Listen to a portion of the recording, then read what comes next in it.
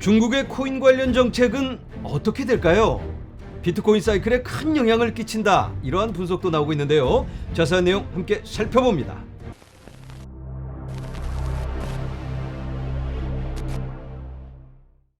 안녕하세요. LA의 비투쇼입니다. 이번 영상은 좀 특별한 주제로 함께 나눠보도록 하겠습니다. 바로 중국. 중국이라면 세계에서 두 번째로 큰 경제 규모를 가진 국가입니다. 그래서 우리가 무시할 수가 없는데 중국의 코인 관련 정책이 어떻게 될까? 여기에 따라서 코인의 상승폭이 달라질 수 있다. 또는 코인이 갑자기 미끄러질 수도 있는 거고, 그래서 굉장히 중요한 역할을 늘 해왔고 앞으로도 하게 될 것 같습니다. 자, 요즘 들어서 미국이 반암호화폐적인 정책을 펴고 있죠. 모두가 그런 건 아니지만 적어도 바이든 행정부가 꼭두각시를 내세워서 갠슬러라는 코인을 자꾸 끄집어 내리려고 하고 어떤 의도를 갖고 뭔가를 진행해 나가는 그런 모습을 보여주고 있습니다. 여기에 반해서 중국은 그동안 비트코인을 계속 쓰러뜨리려는 그런 모양새를 취해왔었는데 최근 들어서 갑자기 홍콩에서 코인 시장을 오픈한다. 거래소 신청해라. 그러면서 얼마 전에 또 해시키라는 거래소가 문을 열었습니다. 8월입니다, 이게. 그리고 또 미국에서 막 여러 규제를 통해서 코인 관련 개발자들 또 여러 사업들을 내쫓아내니까 홍콩이 두 팔을 벌리고 웰컴 투 홍콩 이런 메시지를 내보내고 있어요. 자, 그렇다면 홍콩이 독자적으로 그런 결정을 할 수 있을까? 그건 어렵겠죠. 중국의 어떠한 지지 없이 그런 결정을 내리기는 매우 어렵다. 이건 너무 상식적인 해석이 될 수 있겠죠. 그렇다면 중국이 실질적으로 어떠한 계획 또는 정책, 현 상황은 어떤지, 앞으로 어떻게 할 건지 그런 움직임을 좀 파악해 볼 필요가 있을 것 같은데요. 얼마 전에 애니모카 브랜드의 CEO가 인터뷰를 하는 걸 제가 잠깐 봤는데요. 이번에 홍콩 시장을 개방하는 건 굉장히 큰 의미가 있다. 암호화폐 시장의 이 허브가 될 것이다. 이러한 포부를 중국에서 갖고 있다. 이렇게 해석을 하고 있습니다. 애니모카 브랜드라면 여러 코인 프로젝트를 후원하고 실질적으로 끌고 가는 그런 회사죠. 샌드박스라든지 또 여러 유명한 NFT 프로젝트 이런 데를 담당하고 있는 그런 회사인데, 자, 그런데 그런 거창한 사람 말고 본인의 이해관계가 얽혀있는 사람들일 수 있기 때문에 그런 사람 말고 중국의 현지에 살고 있는 현지인의 좀 정보를 가지고 우리가 좀 이 상황을 이해해보면 어떨까 이런 생각이 들어서 제가 중국에 계신 제 특파원까지는 아니고 중국 현지인 중에 제 구독자가 있습니다. 그분이 여러 정보들을 모아서 정리해서 저에게 보내주셨습니다. 그래서 여러분들과 함께 이 고급 정보를 나누려고 합니다. 집중해 주시고요. 본격적으로 출발합니다. 중국 코인 관련 리포트. 자, 요즘 중국이 시끌시끌합니다. 경제가 매우 어렵고 있는데 그 중심에는 부동산이 있죠. 그래서 부동산에 대해서 일단 간단하게 이분이 정리를 해주셨습니다. 한국 방송을 보면 중국 부동산을 전제로 싸잡아서 평가하는 경향이 있는데 현지인 신분으로 보는 저의 체감과는 거리가 있습니다. 적어도 상해는 부동산 투자 아직은 괜찮은 것 같습니다. 인구가 계속 늘어나니까요. 중국 도시는 일반적으로 5개 레벨, 티어로 나뉘어 있는데요. 밑에 티어에서 위로 티어로 인구가 이동하는 경향이 있어요. 신일선 도시는 주위에서 인구를 빨아들여 부동산 가격이 유지되는 편이지만 밑으로 갈수록 가격 방어도 잘 안 되고 있죠. 중국 도시 티어에 대한 소개는 밑에 링크를 참고하시고요. 그래서 대도시는 아직은 괜찮은 편이고 중소도시로 갈수록 어려워지고 있는 상황이다. 이렇게 이해를 하시면 될 것 같습니다. 우리가 어떤 뉴스를 접하면 너무 극단적인 상황을 상상을 하게 되는데 현지인으로서 봤을 때는 적어도 상해에 계신 이분은 별일 없다 아직은. 하지만 전반적인 경기가 어려워지는 거는 맞긴 하지만 갑자기 하루아침에 망하는 그런 상황은 아닌 거다. 이렇게 이해해 볼 수가 있을 것 같아요. 참고로 이분은 교포 3세입니다. 현재 상해에 살고 계시고요. 제 열렬한 팬이기도 합니다. 일단 먼저 감사드리고요. 계속해서 다음 정보 나눠보도록 하겠습니다. 이제 본격적으로 코인 관련. 자, 이제 굉장히 중요합니다. 중국에서 코인 투자. 코인 투자는 비주류이고 일확천금을 노리는 투기꾼으로 보거나 불법 거래자로 취급받는 경향이 있어요. 비주류, 투기꾼, 일확천금, 불법 거래자. 그런데 이건 뭐 중국만 그런 게 아니죠. 한국에서도 코인 투자한다 이런 말 어디 가서 좀 하기 불편할 수 있고, 왜냐하면 시선이 저 사람 또 뜬구름 잡는 사람이네, 일확천금 이런 걸 꿈꾸는 사람으로 보는 그 시선이 따갑기 때문에 아무래도 좀 조심스러울 수 있습니다. 그런데 중국에서는 이게 조금 더 심할 것 같다 이렇게 볼 수 있겠어요. 불법 거래자 이렇게 취급을 받을 수도 있다고 하니까 한국에서는 그래도 이 불법 거래자까지는 아니죠. 어쨌든 자, 관련 법규도 전보다는 명확해졌다지만 관련 법규가 있었나 봐요. 전보다는 명확해졌다. 전에도 있었는데 지금 좀 더 명확해졌다. 우리가 아직까지 이해하기로는 그냥 코인 가지고만 있어도 끌려가는 줄 알았는데 법규도 있고 아직도 여기 보면 그 해석에는 논쟁이 있는 상황이고요. 그러니까 법이 있긴 있다. 명확해지고 있다. 이렇게 볼 수가 있겠습니다. 자, 제 주위에 있는 고학력 동료들도 콕 집어서 코인 거래가 합법인지 불법인지를 못 가리고 있습니다. 고학력이라면 배운 사람들도 잘 모른다. 합법인지 불법인지. 왜냐하면 법규가 워낙 명확하지도 않고 있는지조차도 잘 모르니까 사람들이. 그리고 또 혹시 불법이라면 이거 또 굉장히 불미스러운 일이 생길 수 있잖아요. 그래서 조심스러운 접근을 하고 있다 이렇게 이해해 볼 수 있을 것 같습니다.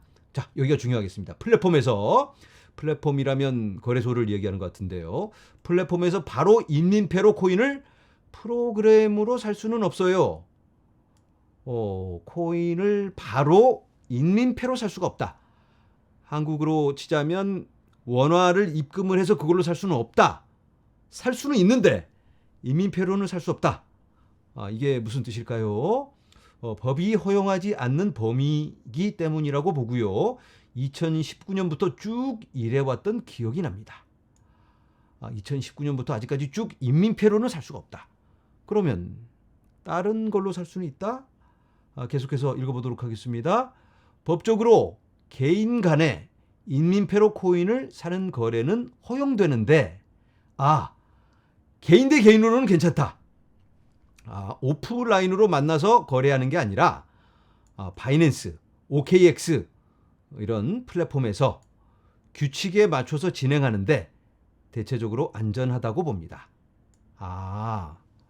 그러니까 바이낸스나 OKX 같은 플랫폼을 사용할 수는 있습니다. 지금 중국에서.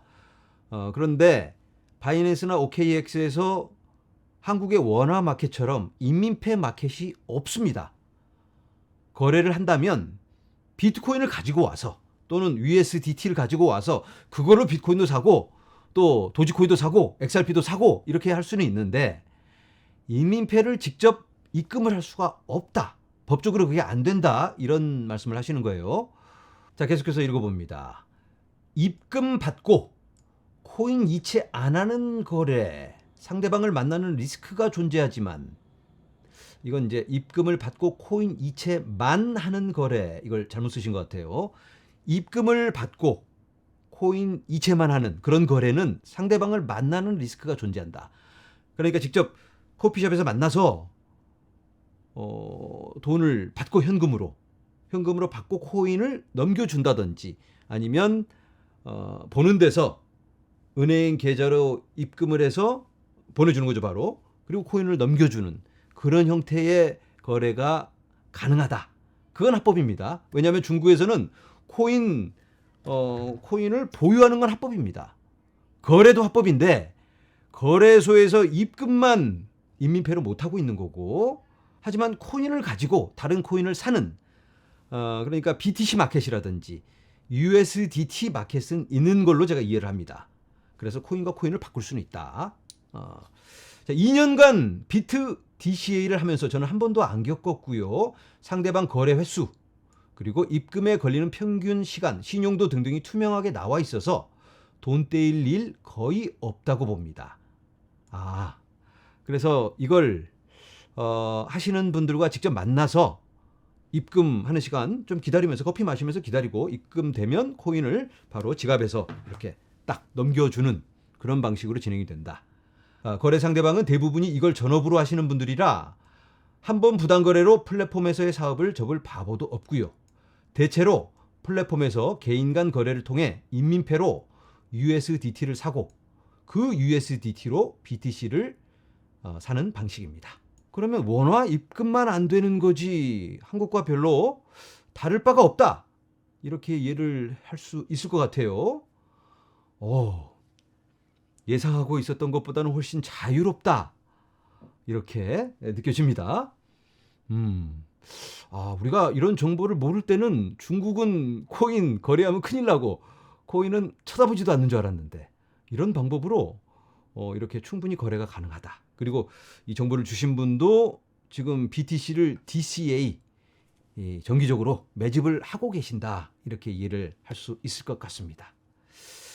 상당히 희망적입니다. 중국의 코인 시장. 이 정도면 뭐 다음 다가오는 불장에서도 충분히 한방 터트릴 수 있지 않을까.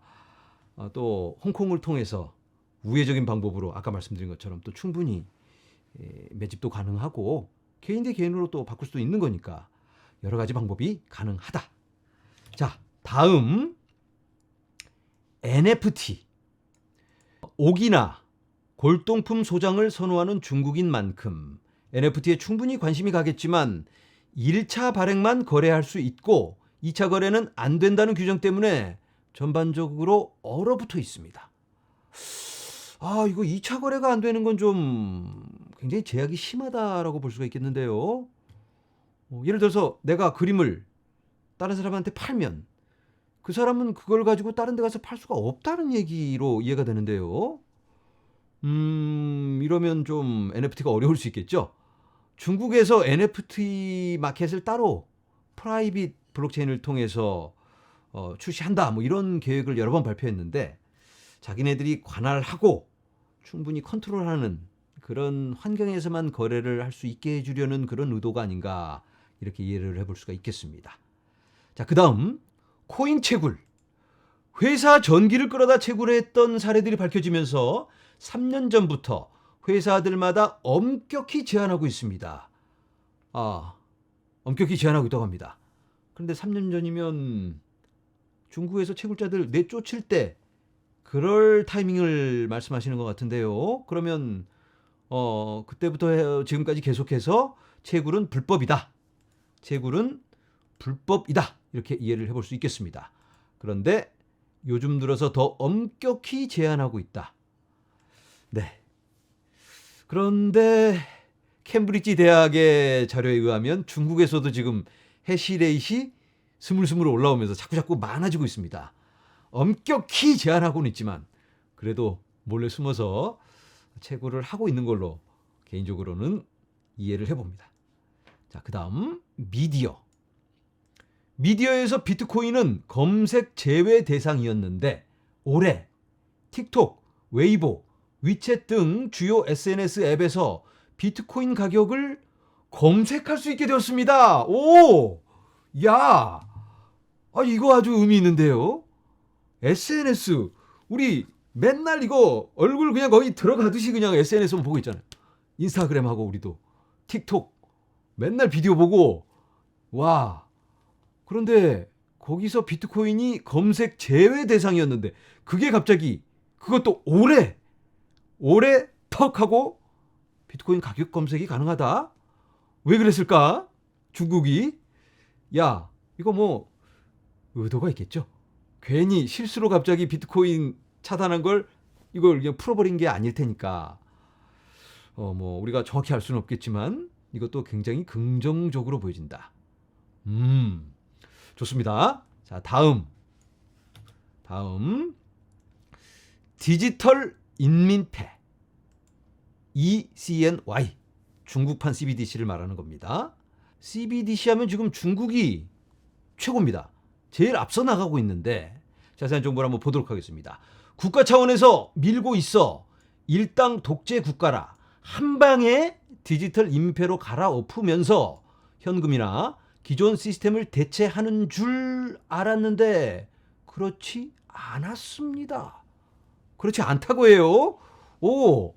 중국은 너도 나도 다 CBDC만 쓰는 줄 알았는데 그게 아니다. 저가 다니는 회사, 또 카드 결제에 기반한 회사라. 이번 바람으로 전보 회사처럼 시대의 변화로 사라지는 줄 알았는데 아직은 이른 것 같습니다. CBDC 바람이 불어서 나라가 그냥 새롭게 업그레이드가 되는 줄 알았는데 한 방에 그런 건 아니다. 역시 이런 변화는 단계적으로 되는 것 같아요. 한 방에 바뀌기는 좀 어렵다. 사실 중국은 이념을 제외하고는 자본주의 그 자체입니다. 이런 말은 많이 들어봤는데 또 이렇게 현지인께서 중국이 자본주의 그 자체다 이렇게 말씀을 하시니까 또 새롭게 와닿습니다. 이념은 공산주의지만 자본주의로 갈 수밖에 없겠죠. 안 그러면 아무도 일을 안 할 테니까. 그런데 그게 더 심화되고 있다 이렇게 볼 수가 있겠죠. 디지털 인민폐는 아직까지는 국민들한테 주는 새로운 선택지일 뿐 강행할 의지가 전혀 보이지 않습니다. 전혀 강행할 의지가 없다? 강행을 하지 않으면 안 하겠죠. 다음 주에 하지 뭐. 다음 달에 나중에 이러다가 그냥 하던 대로 하지 이렇게 될 테니까 강행을 하지 않는다. 0% 이율, 0% 수수료가 특징인 디지털 인민폐, 은행들의 홀대를 받고 있습니다. 정책적으로 도입은 했지만 자기들의 이익을 절대 내놓을 리 없는 은행이라 최대한 수동적으로 운영하고 있죠. 그러고 보니까 은행이 재미가 없습니다. 이거 0% 이율에 0% 수수료니까 은행이 그냥 서비스 차원에서 하는 거니까 한 신용만 하다가 검사 나오면 하는 척 하다가 말고 이렇게 되는 분위기 같은데요. 자, 정부 차원에서도 상해 근처 소주시를 제외한 모든 도시가 추진할 의지가 빈약하고 거래량도 저조하고요. 소주시는 디지털 사업 추진이라는 전략으로 밀고는 있지만 고전 중이라고 알고 있습니다. 디지털 인민폐는 거의 모든 주류 앱에 들어가 있고 많은 오프라인 가맹점에서 사용 가능합니다. 다만 유저들이 사용할 의향이 적다는 게 현실입니다. 이게 현실이다. 거창하게 계획은 세워놓고 대외적으로는 어마어마하게 혁신을 불러일으키고 앞서 나가는 듯 보이지만 실제적으로 안을 들여다보면 강행할 의지도 별로 없고 은행들도 재미없네. 그리고 감사 나오면 하는 신용만 하다가 다시 야야 갔다 하고 원위치 이렇게 하고 있는 것 같고 이렇게 또 전략적으로 디지털 사업 추진하는 이런 시에서는 또 뭔가 전략적으로 하지만 이것도 고전 중이다. 네, 이게 현실이다라고 알려주셨습니다. 자, 이제는 수치적인 정보를 함께 나눠보도록 하겠습니다. 화면에서 보시는 차트는 CN10Y 중국의 10년물 국채금리 나누기 DXY는 달러 지수입니다. 달러 대비 중국의 위안화가 얼마만큼 강세를 보이고 있느냐 이런 관점으로도 볼 수가 있겠죠. 그거 나누기 하이 일드 스프레드란 고금리 채권 수익률 마이너스 국채 수익률입니다. 고금리 채권의 수익률은 경기가 어려워지고 전망이 안 좋으면 채권의 가격은 떨어지고 수익률은 올라갑니다. 그래서 하이힐드 스프레드가 높다. 이건 앞으로 좀 어렵겠다. 경기가 안 좋다. 그걸 얘기하는 겁니다. 자, 이렇게 계산이 나오는데요. 이걸 다 이해하실 필요는 없습니다. 자, 그런데 이 수치가 잠시 후면 비트코인 가격과 연결이 됩니다. 그래서 좀 어렵더라도 조금만 기다리시기 바랍니다. 다 이게 하나로 합쳐지기 때문에. 자, 그리고 이 수치에다가 이 밑에 차트가 보이죠? 요걸 곱해주는데요. 이건 4개의 메이저 중앙은행의 대차대조표입니다. 미국의 달러, 그리고 유럽, 중국, 일본 이 4개국의 대차대조표를 곱해준다. 이 대차대조표는 뭘 의미하는 거죠? 유동성을 의미하는 겁니다. 돈이 시장에 얼마큼 도느냐. 돈이 많이 풀린다는 건 자산 가격의 상승을 얘기할 수도 있겠죠. 자, 이렇게 합쳐서 계산을 한 다음 그러면 이렇게 만들어집니다. 요 가운데 차트입니다. 요걸 비트코인 차트와 비교를 해보겠습니다. 비트코인의 움직임과 아주 밀접한 관계가 있다. 이러한 분석이 있는데요. 이 분석은 텍데브라는 애널리스트가 분석해 놓은 자료를 여러분들께 소개하고 있습니다. 자, 비트코인 사이클. 이때가 2010년부터 보여주고 있는데요. 쫙 상승이 있었고 그리고 또 상승. 이렇게 사이클에 따라서 비트코인 가격이 움직여 왔습니다. 자, 아까 살펴봤던 그 중국 10년물 국채 금리를 기반한 그 차트. 이러한 사이클로 움직였는데 요 앞에 부분, 여기 이 앞에 부분이 사이클 파트고 뒷부분 여러 중앙은행들의 밸런스 쉿, 대차대조표. 요게 이 사이클의 크기를 결정할 수 있는 그러한 지표다. 이렇게 이분은 분석을 하고 있습니다. 자, 여기 메뉴에 MACD라는 지표가 있습니다. MACD는 장기 이동평균선과 단기 이동평균선의 차이를 가지고 추세 전환을 확인하는 지표입니다.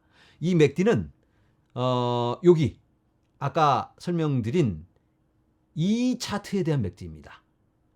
중국 국채금리 여기에 맞는 이 차트의 추세 전환을 나타내는 MACD이다. 이렇게 초록 색깔로 추세 전환이 되었을 때 이렇게 점으로 표시를 해놨습니다. 초록 색깔로 전환을 했을 때 점. 자, 이 점을 쭉 그대로 밑으로 내려와서 같은 구간에서 보면 이 점부터 상승의 시작입니다. 큰 상승의 시작 쭉. 마찬가지로 비트코인도 상승. 그리고 얼마 전에 초록 색깔 점이 찍혔습니다. 와, 갑자기 또 가슴이 설레오죠. 그런데 뭐 한 가지 지표만 보고 우리가 어떤 결정을 내릴 수는 없습니다. 우리가 객관적인 정보를 가지고 다방면적인 이런 접근이 필요하다.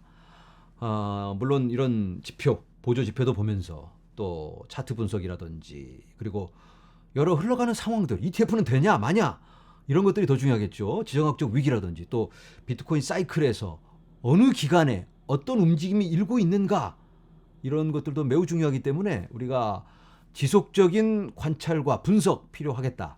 그때마다 순발력 있게 대응하고 또 우리가 미리미리 준비해서 지금부터 준비를 해서 상승장에서는 우리가 즐기면서 언제 매도해서 수익 실현을 할까 이런 고민을 하는 우리가 되었으면 좋겠습니다. 영상을 마무리하기 전에 오늘의 고급 정보, 생생한 현지 정보를 나눠주신 우리 상해에 계신 소윤이 아빠 진심으로 감사의 말씀을 전합니다. 모두 함께 감사의 마음을 전하도록 하겠습니다. 소윤이 아빠 감사해요. 그리고 우리 소윤이도 땡큐 고마워. 소윤이가 제 팬이에요.